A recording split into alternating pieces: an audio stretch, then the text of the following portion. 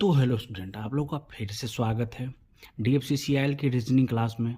जो reasoning class में हम लोगों ने क्लॉक में कुछ पढ़ा हुआ था। पहला टॉपिक क्या था? समय बताकर कोण ज्ञात करना, जिसमें मैंने समय बताया हुआ था और एंगल निकालना था, कितना डिग्री का एंगल बनने वाला है। दूसरा टॉपिक क्या था? कोण बताकर समय ज्ञात करना। तो पहला टॉपिक और दूसरा टॉपिक मैंने दोनों खत्म कर दिया, यानी एंगल दिया रहेगा और समय ज्ञात करना, और समय दिया रहेगा एंगल ज्ञात करना, दोनों खत्म हो गया था। तो आज का तीसरा टॉपिक होने वाला है क्या? आप जल बोलो या दर्पण। इसका प्रतिबिंब, इसका प्रतिबिंब दिया रहेगा, आपको समय बताना है। तो इस तरह का क्वेश्चन आपको पता चल जाएगा किस तरह से क्या बनने वाला है। समझ पा रहे हैं आप लोग? तो चलिए चलते हैं और इसको समझते हुए इतना बारीकी से समझेंगे जिससे आप लोग को ईजी रूप से समझ में आ जाए। ठीक है, तो चलिए हम पहले घड़ी समझ लेते हैं कि घड़ी कैसा होता है। तो देखिए, आप लोग ये समझिए कि ये घड़ी है, ठीक है। इसमें घड़ी में कुछ समय हो रहा है। एग्जाम्पल के लिए हम ले लेते हैं कितना, 2:40 कितना ले लेते हैं, 2:40 हुआ है। यानी हम मान लेते हैं ये घंटी की सुई है और ये आपका क्या हो जाएगा, मिनट का सुई। मिनट का सुई बड़ा होता है, घंटे का सुई छोटा होता है, ठीक है। हम क्या चीज़ करते हैं, तो ये हम दर्पण की बात कर रहे हैं। किस चीज़ की बात कर रहे हैं? पहले हम दर्पण सीख लेते हैं। हम क्या सीखेंगे पहले? दर्पण का प्रतिबिंब, दर्पण प्रतिबिंब, ठीक है। दर्पण कैसा होता है? तो सीधा होता है। कैसा होता है? सीधा। तो मान लेते हैं सीधा है, ठीक है। एग्जाम्पल के लिए समझते हैं कि ये घड़ी है जो दर्पण के सामने रखा हुआ है, ठीक है। आपको बताना है कि इस घड़ी का जो समय है दर्पण में हम देखने पर हमको कैसा प्रतीत होगा। ये मान लेते हैं ये घड़ी इसका दर्पण में देखने पर ऐसा ही गोल दिखेगा, लेकिन पर एक चीज ध्यान रखिएगा, समय उल्टा दिखेगा। जो दर्पण के नजदीक होगा वो इधर होगा। 3 है तो 3, ये आपका 2, ये आपका 1, ये आपका 12, 11, 10, 9, 8, 7, 6, 5, 4, ठीक है। आप ध्यान से देखिए, मिडिल पॉइंट इधर ही है। जो आपको इधर दिख रहा है, जो चीज़ इधर दिखता है दर्पण में क्या होता है, उधर दिखता है। समझ रहे हैं? सेम इसका उल्टा देखिए, 2, ये कितना हो जाता है, 40। आप कंपेयर कीजिए, ये 2:40 उल्टा दिख रहा है, ये इसमें यदि इसके जगह पे ये यहाँ पर होगा, यानी सेम इसी एंगल पे यहाँ पर होगा, तो कितना बच रहा होगा? तो ध्यान से देखिए, तो ये आपका यहाँ पर इस एंगल में और ये आपका इस एंगल में। समझ पा रहे हैं? ये आपका इस एंगल में और ये आपका इस एंगल में। तो कितना बजकर कितना मिनट हो रहा है वो बताइए आप। फटाफट से ध्यान से देखिए और बताइए कितना बजकर कितना मिनट हो रहा है। तो आप लोगों ने देख लिया। तो अब क्या पता चला, यहाँ आपका इधर आपका 9 बजकर कितना हो रहा है, 5 चौक 20 मिनट। कितना हो रहा है? 9 बजकर 20 मिनट। समझ पा रहे हैं आप लोग? तो ध्यान से देखिए, इसका एक फॉर्मूला भी होता है। क्या फॉर्मूला होता है? कि जब भी आप दर्पण की बात करें, मिरर की बात करें, तो मिरर में होता है कि आपको 12 घंटे में से घटाना है। कितना में से? 12 घंटा। तो 12 घंटा में से यदि हम घटाते हैं क्या बता, 2:40 तो आप कहिए कि 0 में से 40 कैसे जाएगा? तो ध्यान से देखिए, हम घंटे में से 1 घंटा इधर लिए तो ये मिनट है, तो 1 घंटे में कितना मिनट? तो आपका कितना हो जाएगा? ये 60 मिनट हो जाता है। 60 में से 40 गया तो 20।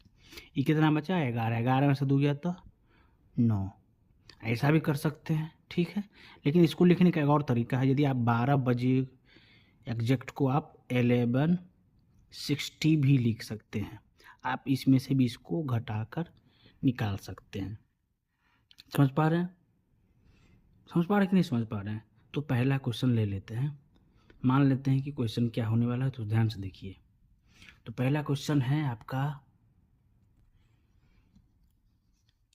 4:20। तो इसका मिरर इमेज बताना है। दूसरा क्वेश्चन है 6:48। इसका भी मिरर इमेज निकालना है। तीसरा क्वेश्चन है आपका 11:25। इसका आपका मिरर इमेज निकालना है।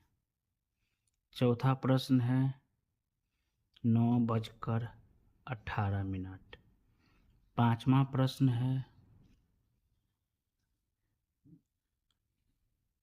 पांचवा प्रश्न क्या दे बताइए जल्दी से।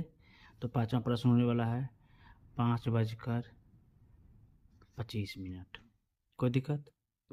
तो हम एक क्वेश्चन बताने की फिर से कोशिश करेंगे। 4:20 हो रहा है तो 4:20। यदि मिरर इमेज निकालना है तो कितना में से कितना घटाना होगा? तो बताए हैं 11:60 रहे या 12 o'clock रहे। 12 घंटे में से घटाना है। कितना घटाना है? 4:20। कितना बचा? कितना हो जाएगा आपका आंसर? 7:40। तो इस प्रकार से आप मिरर इमेज यानी दर्पण का प्रतिबिंब घड़ी के अनुसार निकाल सकते हैं। समझ पा रहे हैं? यदि आप लोगों को इतना समझ में आया हो या वीडियो तक यहाँ देखते देखते पहुँच गए हैं तो हमें बहुत ही खुशी की बात है कि हमारा आप वीडियो देख रहे हैं। यदि वीडियो आपको अच्छा लग रहा है तो, यदि नहीं भी अच्छा लग रहा है, कुछ समझ में नहीं आ रहा है या लग रहा हो कि गलत पढ़ा रहे हैं, तो हमें आप कमेंट करके बताइए कि कहाँ गलत है। हो सकता है हमें कुछ प्रॉब्लम हो सकता हो, हम भी उस पर प्रिपेयर करेंगे कि हम किसी भी स्टूडेंट को गलत ना पढ़ाएं। काहे के लिए कि DFCCIL महत्वपूर्ण एग्ज़ाम है। आपको रीजनिंग 30 नंबर का पूछता है। आपको 30 में से नहीं तो कम से कम 26 नंबर लाना ही पड़ेगा। 26 नंबर इसमें, 26 नंबर मैथ में। मैथ में 26 नहीं तो कम से कम 20 लेके चलना ही पड़ेगा या 25। तो 25-26 कितना हो गया? 51। आपको हिस्ट्री ऑफ रेलवे में से कम 5 नंबर सही करने होंगे, कम से कम 5 नंबर। ठीक है। आपका 15-15 नंबर का जनरल अवेयरनेस और वो जो है उसमें से कम को आपको क्या कितना कितना करना पड़ेगा?